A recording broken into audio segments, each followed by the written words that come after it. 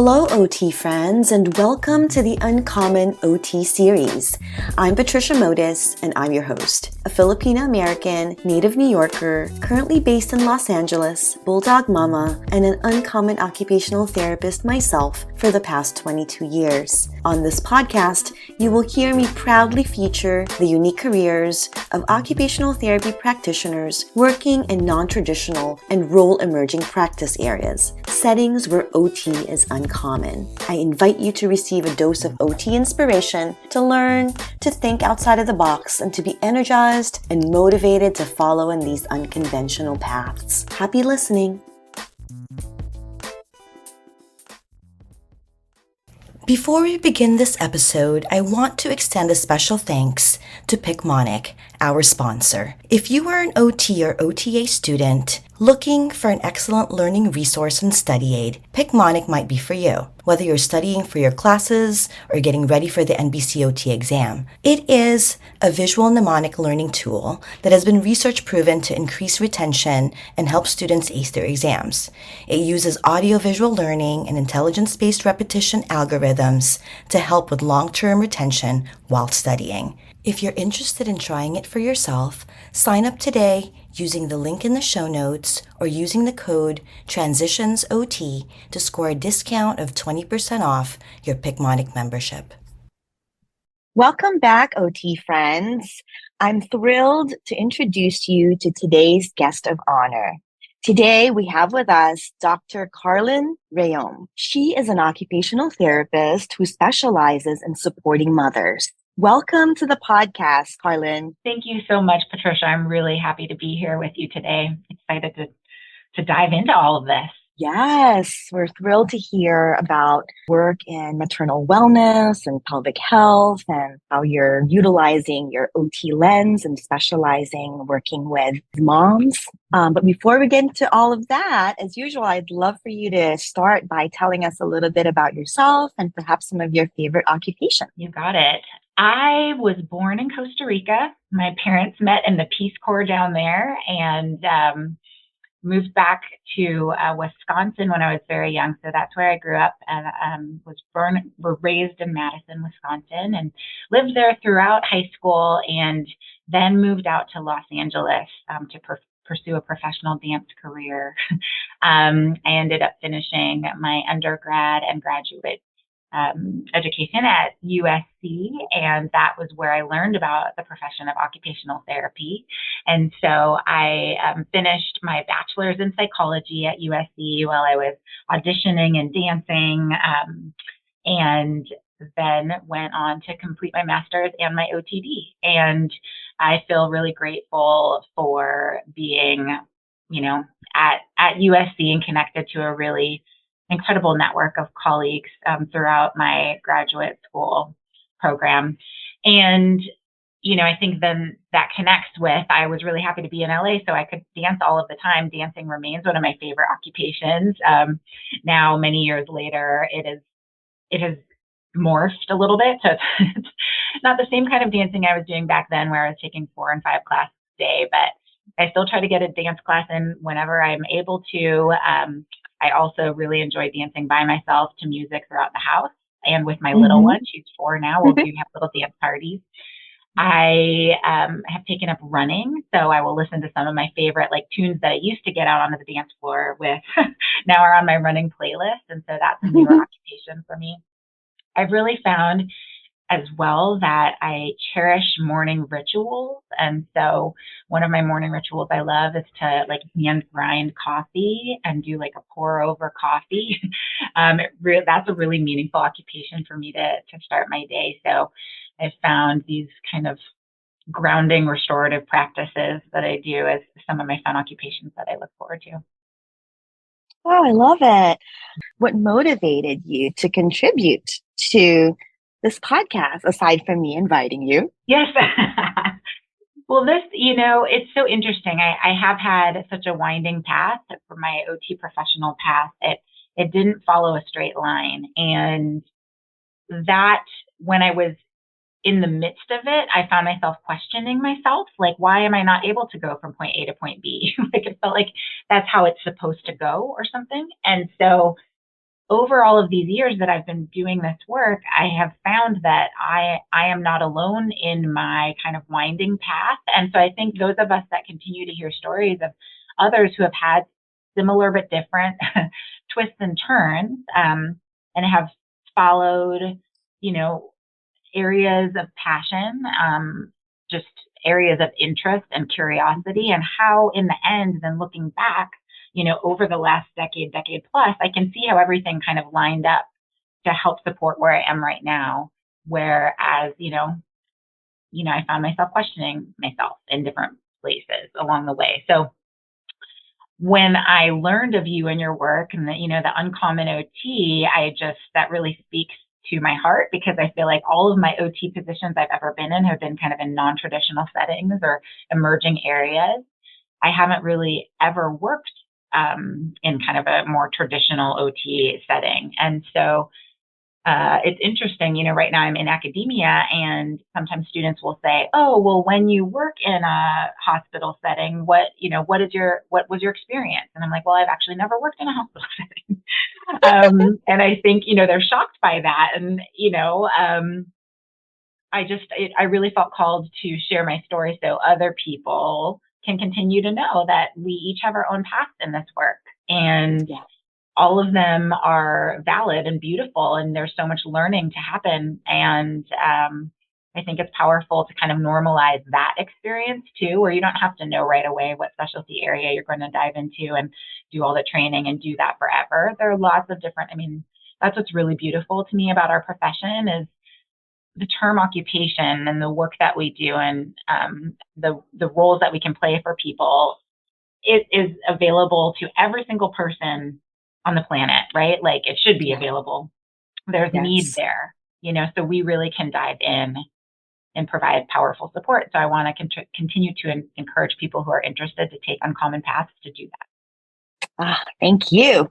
You are the perfect candidate for this podcast. And like you, I feel that, my experiences over the years have also been just non-traditional, or not the typical of most OTs. And precisely the reason why this podcast exists was that to sort of create community around me, and gain that support, right? So I also agree and can relate to what you said about how your career evolved over time, and how each of your experiences really contributed to where you are today, right? Because I feel that very much so in my career too. And, also not having worked much in a typical medical model setting, right? In fact, I've been practicing for quite some time and really had a passion for mental health. And because of that, I ended up working in a hospital in a psychiatric unit, but in a more medical model type of scenario, just because that's what was available 20 years ago, right? So I love having you on to share a little bit more about, an alternative path, because I think even up to today, a lot of our students or a lot of our, OTs in training are still being funneled towards that direction. So we want to hear about your uncommon OT work, to have you describe for us, maybe the setting in which you work in, the population that you serve, maybe some of the needs that you address. Absolutely. So I opened my clinic, Supported Mama, in 2020. I started with providing virtual services given the pandemic, and then also was providing in-home or mobile services. I gave birth to my daughter in 2019 and felt that there was this real gap in care throughout that postpartum time period. And I remember wishing throughout that time that I could step outside myself to provide OT services to myself. And I just was in a space where I couldn't do it, sleep deprived and just generally overwhelmed. And that was really tricky for me. But all the while I had this background, these background thoughts of, okay, this is a need. And so I started Supported Mama, and it has evolved. I now have a brick and mortar. I've been in a physical clinic location for the past year, a little over a year. And I predominantly serve people who have given birth. So I see a handful of people that are pregnant, but more often it's people who have given birth at any point from 2 weeks after giving birth up through, many years. They might have children in their teens, but they feel like a portion of their healing hadn't been addressed. And that ranges from pelvic pain, lower back pain, neck pain, because of the way that they're doing their daily tasks, caring for an infant or older children. So there's a lot of, body mechanics, ergonomics, core strength, corrective exercise that I'll provide support around.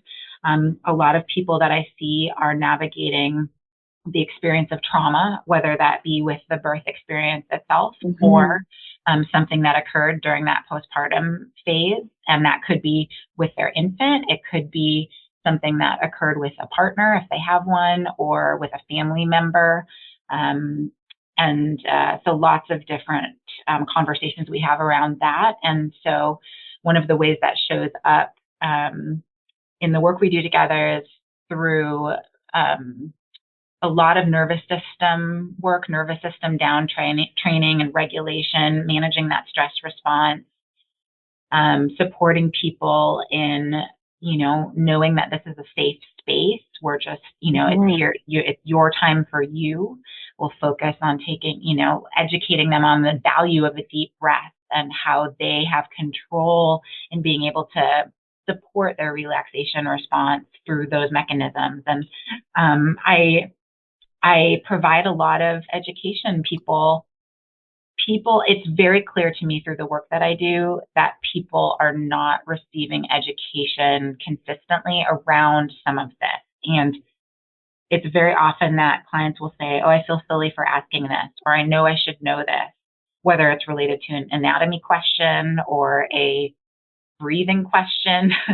It's some of these topics that feel like very simple in some ways, but people just, there aren't spaces that are carved out to really talk about or allow time for some of these things. So in any case, those are some of the types of, what our sessions look like, and who I'm seeing. It's people who really need step-by-step support around that. And what's really powerful too is how that all radiates for them. So, they might come in talking about pain or an experience of prolapse or some kind of pelvic floor dysfunction.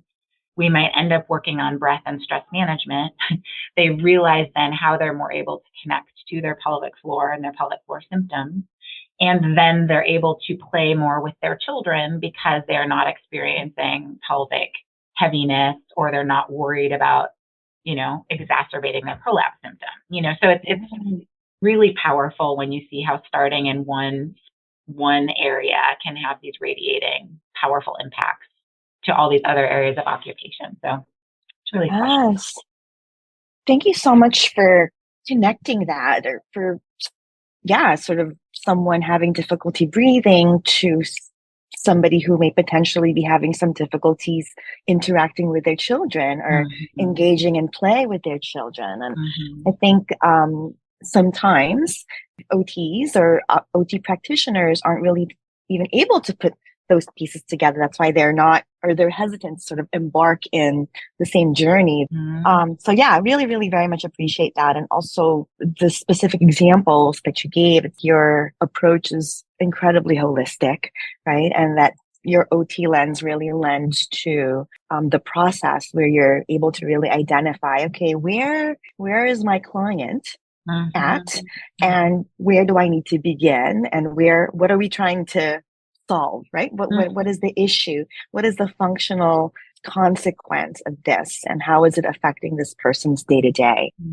Yes, absolutely. And I think, it's interesting when people come to work with me, there's a range of different types of people, but I'm thinking of, I have a client in mind who knows what she should do. I'm using air quotes here, like what she should do, but she feels overworked. She, has two young kids. She's also, part-time paid employed position. And so she's navigating, household tasks with her paid work, with childcare responsibilities. She also, states she has a really supportive partner. So there's a piece of her that's like, I don't even feel like I should complain because I have help, but also it's so much.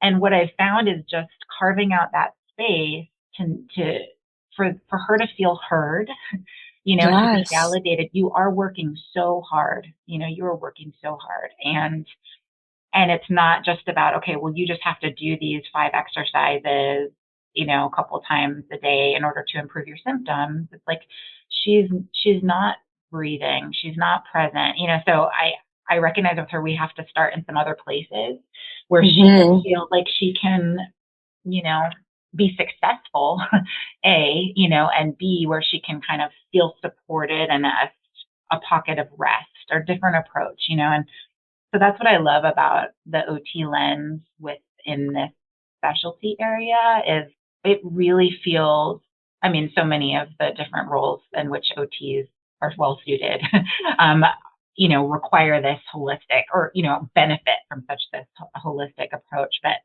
yeah, I really find with maternal wellness, pelvic health, it's important to just recognize where people are from that mental, emotional standpoint, in order to figure out what might be the best next step for them and how that's going to be connected with their daily occupations or whatever they're trying to achieve functionally, allowing permission Yeah. for rest.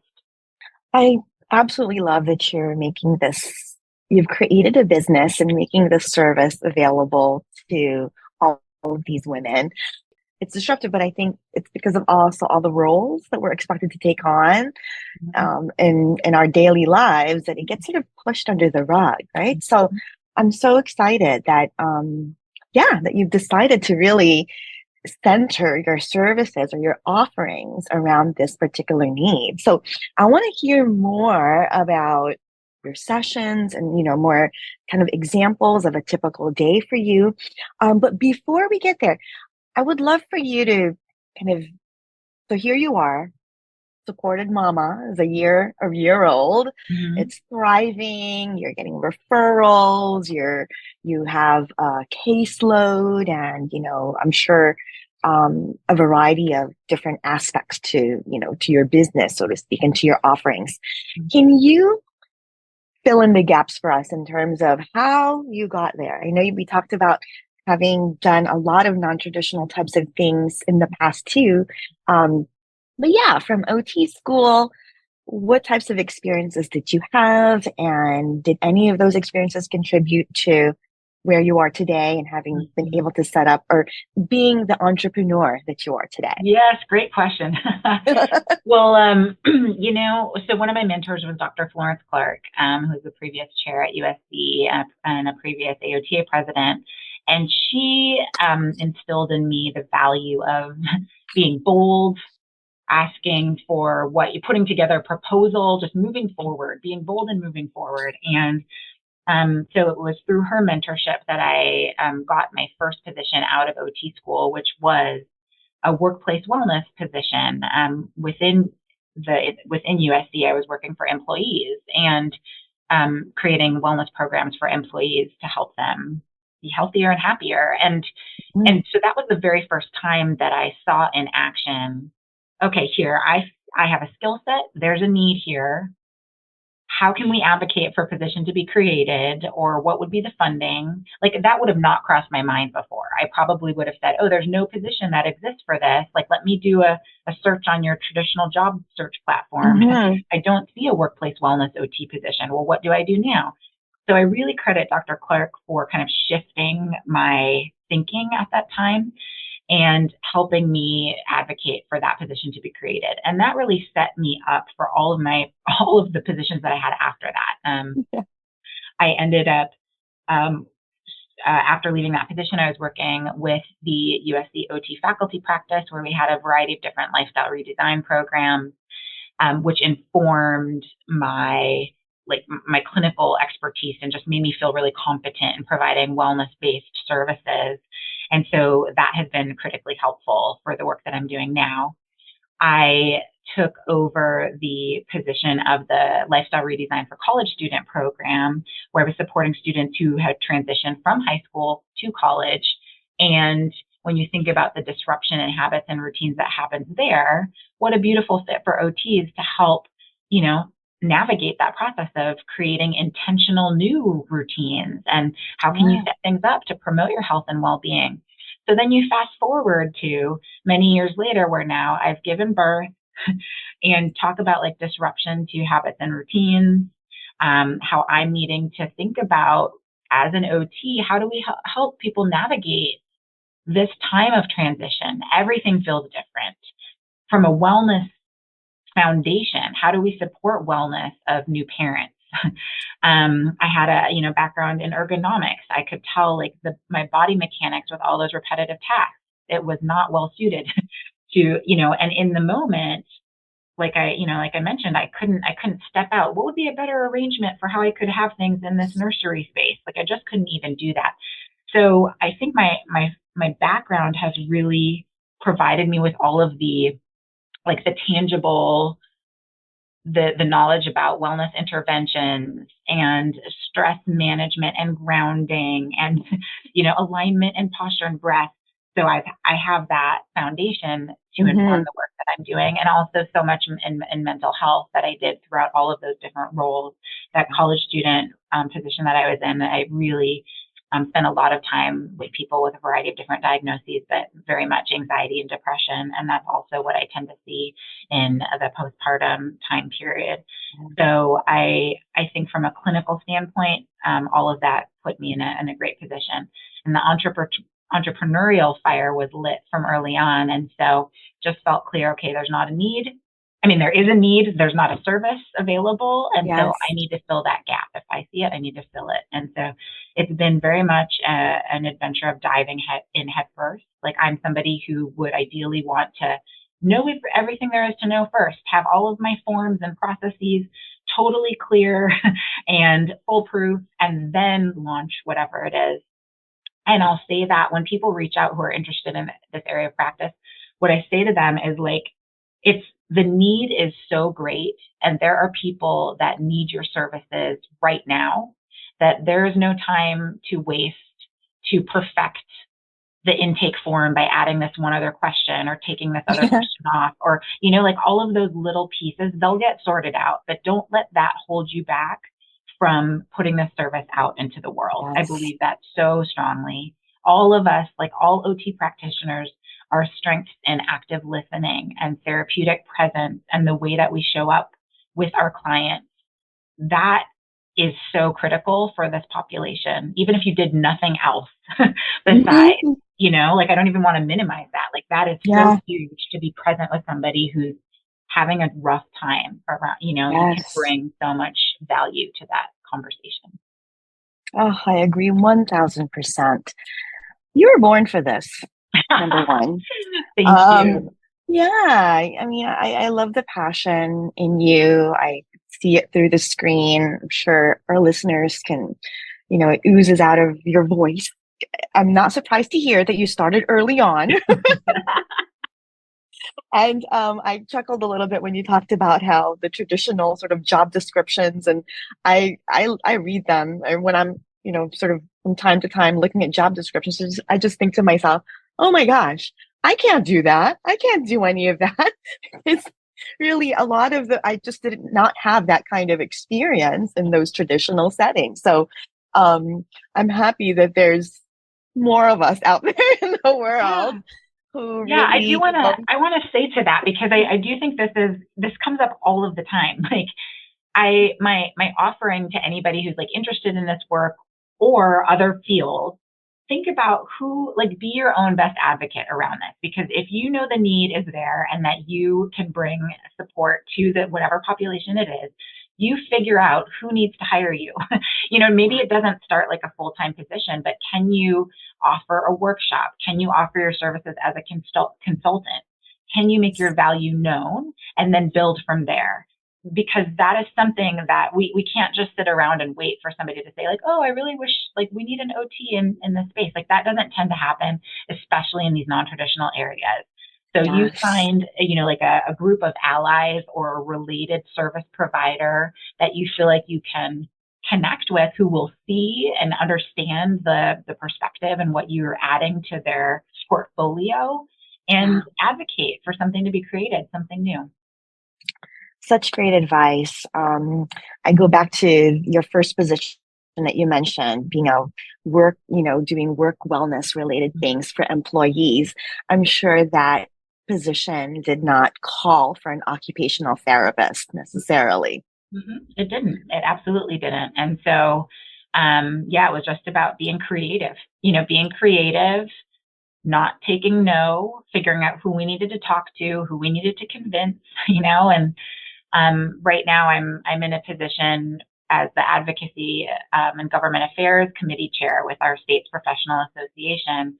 And I'm enjoying ongoing opportunities to just keep educating. It's all about educating people. Once Yeah. people know that we can work in certain settings, I have not yet come across somebody who doesn't see how it would be valuable. It's just that they don't know. Great, So who do great you need point. to, right? Like who needs to know? you know. That's Mhm. that's an absolutely great point. Yeah, because once they sort of meet you and sort of understand what you're all about and sees the light, right? It Mhm. just becomes an automatic sort of yes for other things, right? Or whoa, there should be more of you. I don't know if you've heard Exactly. that. Why aren't there OTs in every shelter is what I always Mhm. kind of get. There should be activities, in all of these settings. So yes, I'm preaching to the choir. Maybe we can segue into having you describe for us what is a typical day like for you? Yes. Maybe a typical session. Absolutely. So, I've really put a lot of thought into creating my physical space to feel very nurturing. And so when people walk into my clinic, it doesn't feel medical or sterile. It's, it has soft colors and warm light. And so they come in, and the first thing they see is just kind of a seated conversation area with comfortable chairs and pillows. And that's where I start with everyone. And we just have a check in, and I ask how they're doing, and what's come up for them since the last time we connected. What do they feel like is, the number one thing they want to work on during our time together that day? Um, as is true for most OT sessions, I might have a plan in my mind, and then the person comes in and something else has happened, or they're just in a different space Mm-hmm. that day. I need to shift.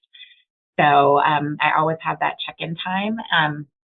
For some clients, we stay over there the whole time, and it might be more of a problem solving kind of a coaching model, thinking through what their daily routines look like, what might need to be shifted, kind of more of logistical planning, Mm-hmm. time management, that kind of thing. For other clients, they immediately, it's clear like they need and want to move into their bodies a little bit. And so we will head over. I have a mat space where I have some different foam rollers and different like therapeutic balls, and we'll move into some breath work, some gentle corrective exercise. I'm working with a lot of people who have pelvic floor dysfunctions, or are trying to work on their core strength, or have body pain. And so we might shift over there.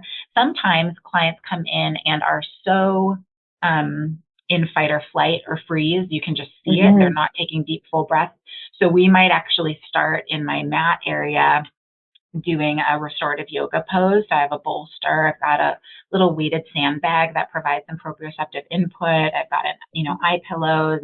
So some people enjoy, just being set up in a restorative yoga pose for maybe 5 minutes. And after that is when we do more of our check-in, or we can move forward to planning or any other piece of an intervention session. But they really need that moment to settle, Mm-hmm. connect to themselves.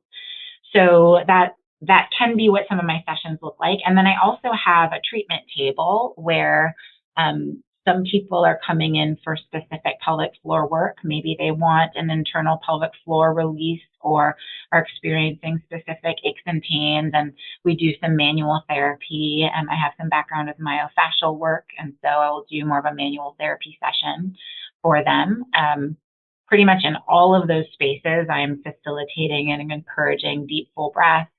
I'm facilitating, encouraging connection to their body. I do a lot of checking in. I want to know what is their experience of whatever it might be that's happening, if it's a manual treatment or movement, because a lot of the people that I work with are disconnected from themselves or from their pelvis or from their bodies after going through pregnancy.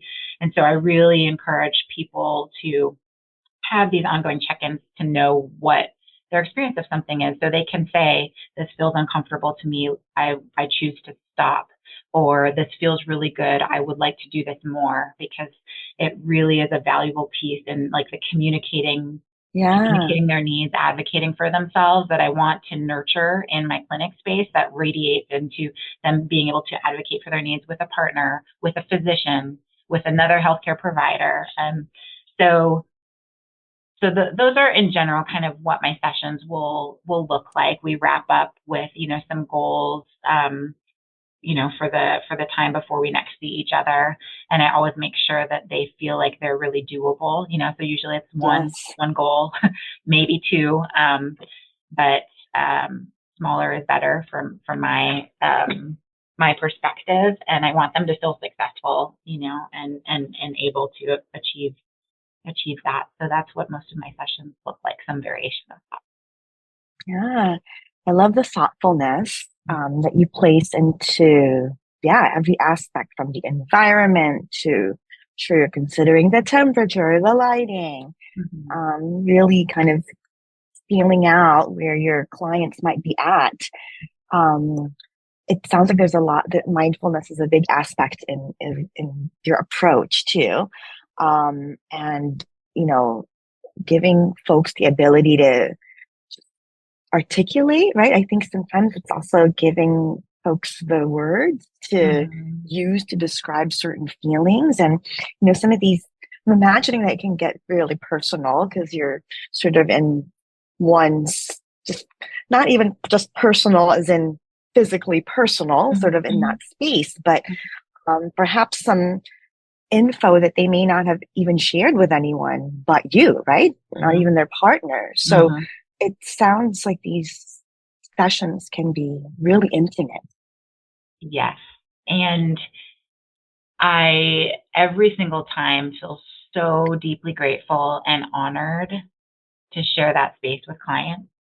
I'm just the trust that they have, I just deeply value it, and it connects me with my why of the work. I really do feel like I'm meant to be doing this work right now. When that happens, when clients feel comfortable to share, whatever. And you're right, it's such a spectrum of really deep, sometimes scary thoughts or uncomfortable thoughts, or you name it. I hear a lot. And so I think gratitude is kind of the overwhelming emotion that I have related to that, And I just feel that having your lens, and again, the OT perspective and the sort of ability to look at the bigger picture, right, really lends or makes you super well suited for this role that requires such finesse and sensitivity and a lot of compassion. Yeah, I agree. I mean, I think that's why anyone who is interested in this work, I just I love to support people getting into this, because we're just excellently suited to do this. It's so well nuanced. And this is, I'll share openly, like right now, I don't take students, because of like all of the nuances that you're hearing. I feel really protective of my clinic space, and, wanting to, nurture and support each client in this really sensitive, special way. that it hasn't yet felt comfortable to me to bring a student into that like sacred exchange. And so I'm continuing to think about what are ways in which I can provide support for students, that want to get into this, because I want people to continue to explore this niche, but I hope people understand when I'm not able to take students in that clinic space right now, the why behind it. It's really a delicate space. Yeah, and I think even in this conversation alone, I'm thinking students can take this information, right, and work with that. I mean, knowing that there's a sensitive nature to the work. How can you improve your skill set? That might, and it has a lot to do with communication, right? Empathy, just therapeutic use of self. And I personally feel that even though you're not taking students currently at your sites, that you're really providing a service just by sharing the work that you're doing and the nuances that are involved with doing the work. So thank you for your honesty and the work that you're doing. Just more logistical questions. How do you receive your referrals? Do you have some really good referral sources? I know that's also a burning question for a lot of OT. I think all of my biggest referral sources are from community collaboration, kind of word of mouth / me advocating for myself within,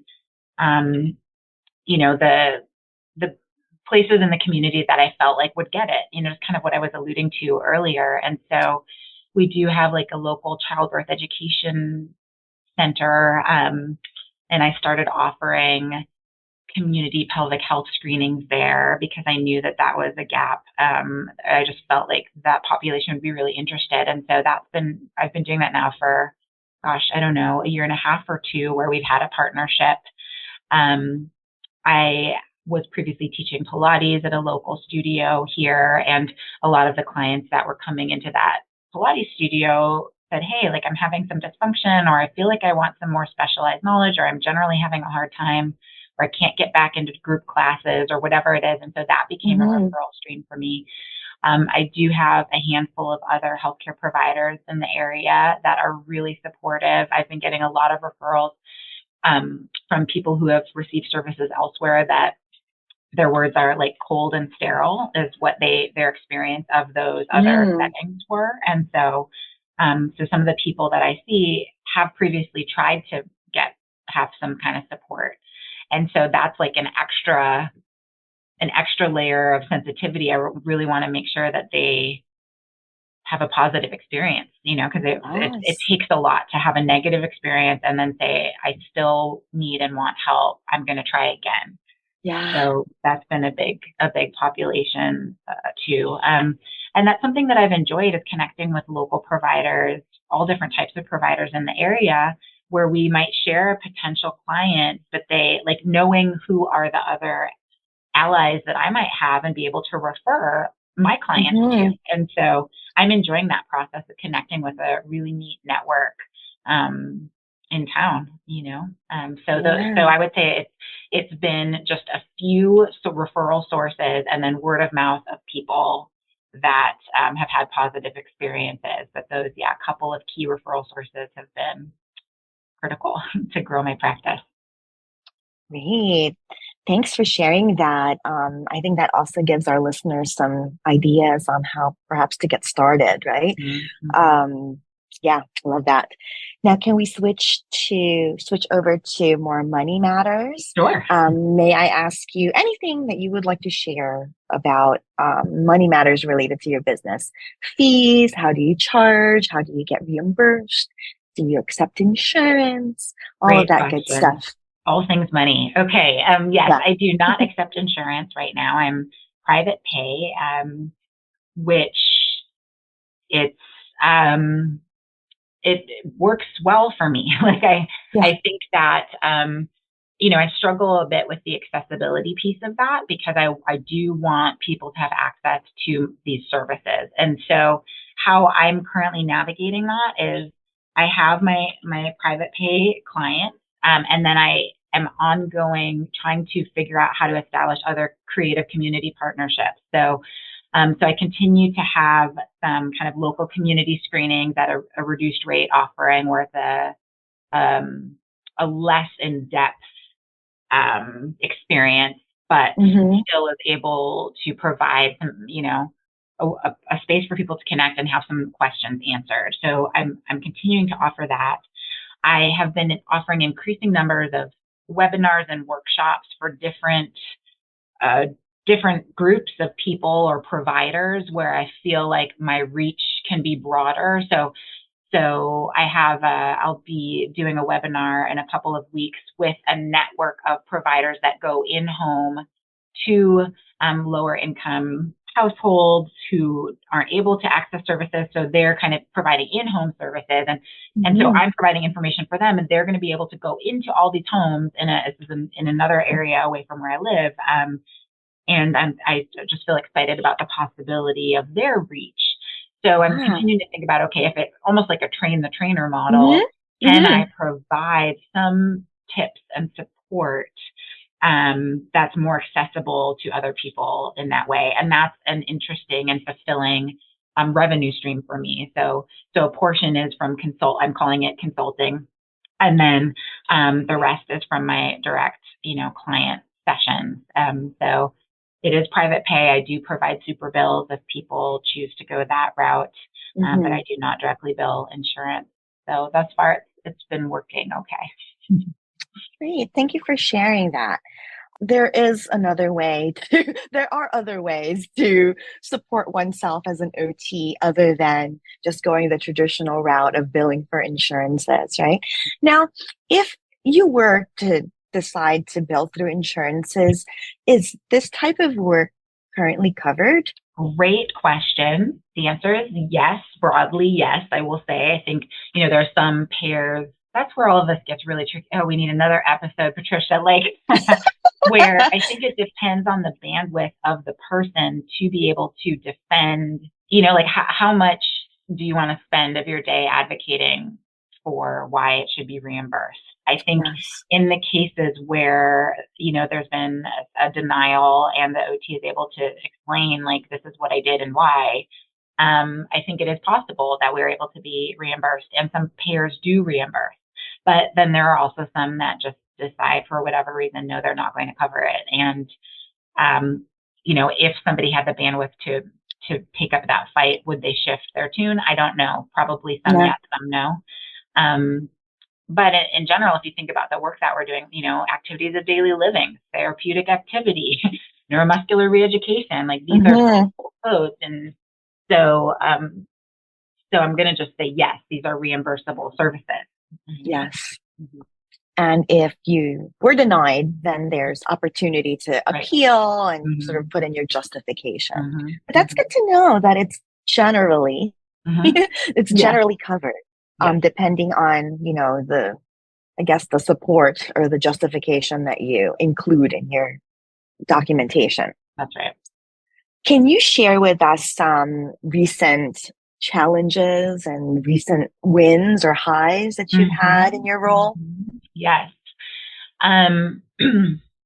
Okay. We'll do the recent highs. So AOT President Allison Stover visited my clinic a couple weeks ago, and this is because she is dedicated to women's health, pelvic health, elevating that, the need. And she wanted to, visit my clinic to see how I do things over here. And it was a deeply, both personally and professionally, I still don't even have the words. It was a really meaningful trip. And so not only all of the interactions that we had, but also kind of thinking from just about my professional growth, to be in a space where the AOTA president would be coming to connect with me to seek out my expertise and my thoughts about the direction for our profession and what advocacy is needed and all of that. It just was a moment that I could really sit back and say, I'm really proud of myself. I'm proud of my uncommon path and all of the directions, like all of the twists and turns that have brought me where I am and everything that I have gained and learned through that path, that it has come to this point where I feel really equipped to speak to the needs of this population, what OT can bring to this population, where, you know, advocacy is lacking within providing services. And so that's been the hugest win. I mean, I don't think I can top it really, you know, in the short term. I'm sure there will be something that will be amazing that I can't even yet envision, but that has been really significant. And I will share, like, on a related kind of direction, is some of the powerful community conversations that I've had with other people in town who are reaching out to me because they have heard from a client or from another provider about the services that I'm offering. And I really feel like it's now, maybe last year I was hearing clients sharing, oh, I heard about you from my friend. But now I'm hearing more providers say, oh, I heard about you from a client that I was, you know, that I'm seeing who had a positive experience. And so I love that clients are sharing with their providers about their positive experiences. So that feels like a win too. So yeah, I'm really feeling like in a space of excitement around all of the building momentum, which connects to actually some of the challenges. Okay. Is that I think as a business owner, sole proprietor, it's just me. And so if I'm not working on something, nothing's happening with that thing. And so I feel like there's a lot of building momentum and a lot of possibility in so many different spaces, that is so exciting to me.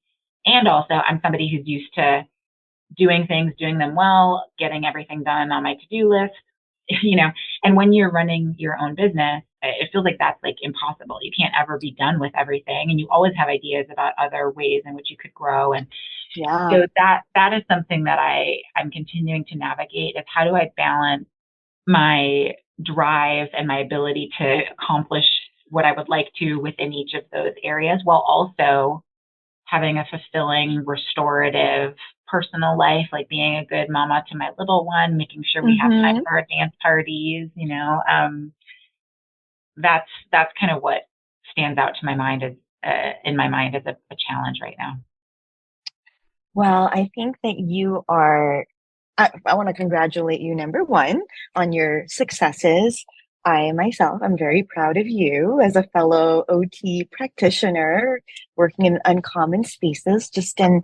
It takes a minute to feel like, okay, I've got this. And, you know, it takes years, in fact, to really feel that, okay, now I can actually be a subject matter expert. Right. And, you know, Allison Stover is knocking on my door, asking me questions about my work. That's fantastic. So that is huge. And I'm happy that you have that validation, so to speak, right? And that same validation is kind of energizing you to continue what you're doing, which is, we're so lucky for that. Because again, you're the subject matter expert, and I alone have learned so much already just in our, you know, brief conversation today. So I'm not surprised Dr. Stover went over to visit you, and gosh, how exciting that must have been. And you know, again, continuing to spread your word. I also appreciate you sharing the challenges. You know, your work is so mindful and so, specifically thought through that, of course, you know, you would incorporate practicing what you preach, right? Right. A lot of us OTs, do not. So I love that you're so thoughtful in your process that you even think, okay, where am I in this? Am I being present? Am I feeling all the feels, and am I communicating what I need to communicate? So I think that's just such a testament to the type of clinician, the type of person that you are. And I think as probably a number one contributor to your success today and how you're feeling really well-rounded and just, there's a certain level of kind of completeness and satisfaction in the way that you describe your career path. And it kind of gives me goosebumps because I'm excited. Yeah, I'm thrilled for you and that you've found this path and that you've found a comfortable way of being in that space. And having these conversations also affirms those things for me. Absolutely. So thank you for that. Moving back to our questions, thanks again for sharing some of those challenges. Those are all so relatable to a lot of us. How do you continue to sort of stay on top of things that you're doing? Advice that you might have for folks who are interested in going down the same path as you have? How do you continue to learn? Any tips about that? Yeah. I mean, I think what's beautiful when you're in an area that you're really passionate about is that learning more about that area is just like naturally, I'm like intrinsically motivated to just learn as much as I can and be exposed to different content areas that impact the population that I'm caring for. So I am deep in a lot of different Facebook groups and communities where I'm connecting with like-minded, practitioners that have different perspectives but are providing care around similar areas. I also love continuing education, all kinds of different courses, and I really always take away so much learning from each of the courses. I've actually tried to slow down a little bit because I found myself taking a lot of courses, well, because I love learning, but also I kept feeling like I needed to take the courses in order to be able to provide the service. And so that's why I'm trying to like communicate the message of, no, you don't necessarily need that one extra course or those 5 extra courses before you do it. But I felt like I'm not even able to apply all that I've learned in all these courses because it's not even, I need to let something sink in, let me see how that's going to, filter through in the work that I do. Okay, now maybe I'm ready to acquire a little bit of a different skill set or a different perspective. And so I'm really intentionally trying to pace things out a little bit more this year than I have in years past where I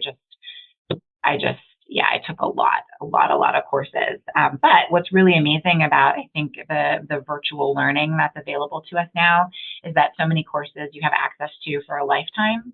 And so that's been amazing where I'll take a course and then I know I can always refer back to whatever the reference materials are, can rewatch it. And I've found that to be really helpful in the work that I do with clients. If something sticks out to me, I remember that we were talking about something in that one class, and I'll pull it up so I can really apply that to a specific client. But those would be the main ways that I think that I stay current. I'm involved in both, my state's professional association, the National Professional Association. So I try to participate in communities of practice related to those. I have some dear friends they are now very close friends, some of who I don't even know if we've ever met in person, but people who are, also entrepreneurial and might be providing services to a similar population or slightly different, but I know that we can learn from each other in terms of just like the aspects of running a business. So there's a lot of learning that's happened there too. So I feel like I have a wide network of places that I get information to help continue to guide me forward. Can you think of any specific OT skills that sort of really stick out for you that, in working in maternal wellness or in pelvic health work, these are really some key OT skills to keep in mind?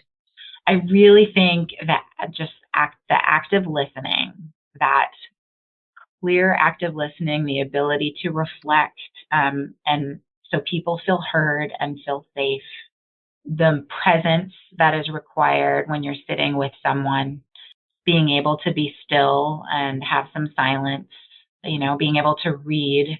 It's all related to like therapeutic use of self and therapeutic presence, really being aware and mindful of what that other person is bringing into the space. making sure that your interaction doesn't feel rushed, slowing down if it feels like they need to slow down. So yeah, therapeutic presence, active listening, those are just like my top go-tos. Absolutely. Great to know.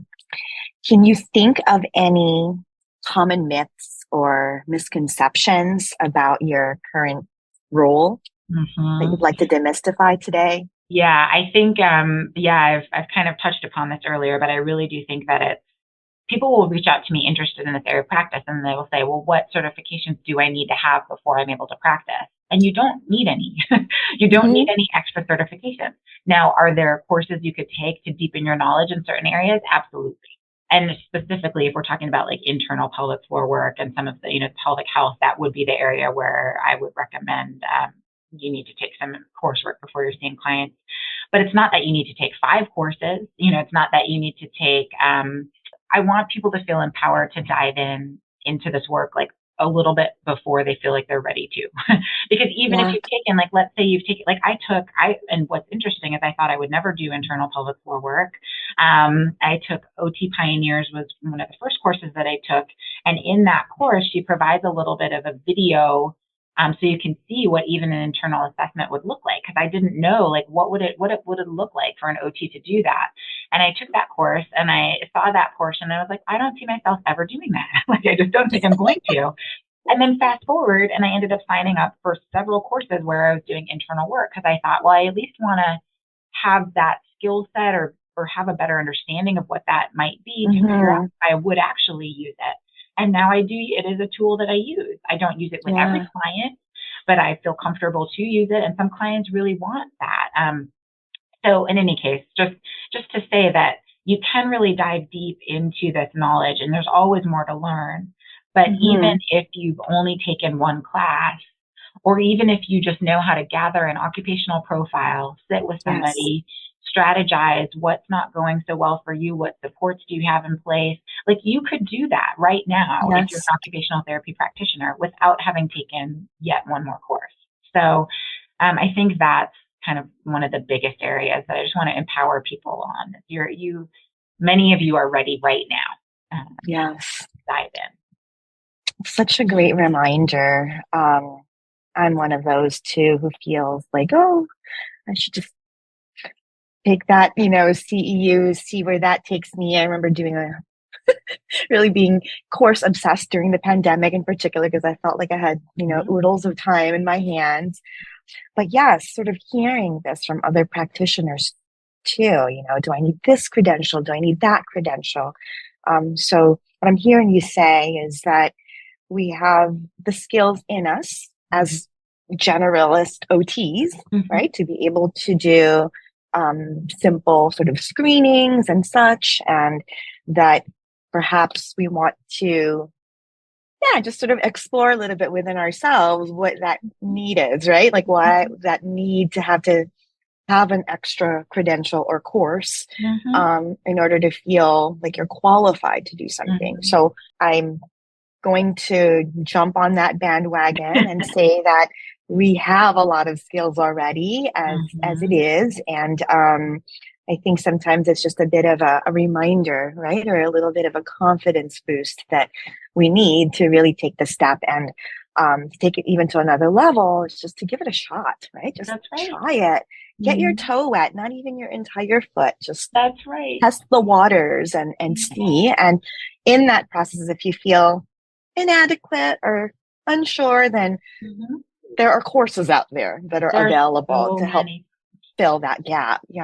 I started at a website, otsinmaternalhealth.com, and in there's a page of resources, and it has different continuing education courses that can be taken. It has ways where you can connect with other people, whether that's on Facebook or Instagram or whatever it is, but just where you can start hearing the types of conversations, because I think a lot of it is around gaining confidence to even know, like once you see how an OT practitioner might approach a maternal health session, I think many other OT practitioners would say, oh, I get it. I understand this is kind of like one potential framework, and that empowers you to figure out what might be your own way to approach it once you kind of see what's out there.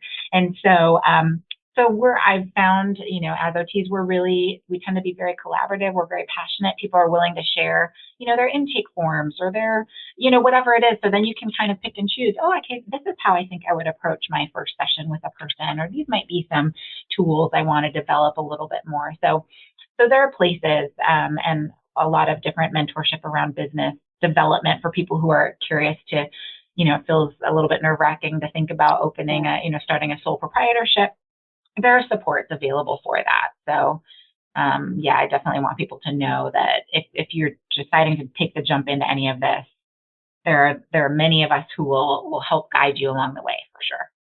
Oh, I love that. And I love that you have this resource available. Mm-hmm. It's okay. I'd love to add that to our show notes, include the website so that folks will, we'll just have that and have some sort of guidance. Mm-hmm. On that note, if any of our listeners were interested in reaching out, asking questions, would it be okay if they contacted you directly? Absolutely. So probably the best way is I'm on Instagram as Supported Mama. You can message me there. That's where I've been trying to post anything that's going on with my business and just kind of new exciting things that are happening. And so, I've got some seeds planted, and we'll see what 2024 holds. And that will be the place where I'll be sharing what that all looks like. People can also email me, Carlin@supportedmama.com. You can find me through my website. So I try to be very available and accessible to people because I'm just so passionate about this work. So any way in which I can get more of us out there doing this, I'm happy to try to do that the best that I can. Oh, excellent. Well, like I said earlier, we are so fortunate to have you sort of pioneering this work and really making yourself available to, some of us who might be interested in really pursuing a similar path. So thank you so much for your time, for sharing your work, sharing your expertise. I am excited for you. I'm super excited for what's to come.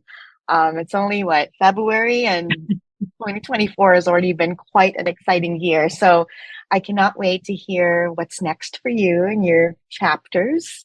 And we need another episode for that. Yes, part 2. Thank you so much, Patricia. It's been so lovely speaking with you today. I really am grateful to you for this platform and just connecting like-minded OTs who've had, uncommon paths that we can really connect with one another and continue to be inspired by each other. So thank you for the opportunity to share today. And that wraps up another inspiring episode of the Uncommon OT series. Connect with me at www.transitionsot.com. And don't forget to sign up to be part of the Transitions OT community. By doing so, you'll receive my latest compiled list of uncommon OT practice settings, the latest news on mentoring offerings, uncommon OT live events, non-traditional OT resources, and more. You may also follow me on my social media pages on Instagram and LinkedIn. And if you love this episode, head on over to Spotify, Stitcher, Apple, and Google Podcasts to follow, rate, and leave a review. I also ask you to consider pledging your support to my Passion Podcast project by being a patron on Patreon. It is very much appreciated. Sending big OT love. Thank you so much for listening. Until next time.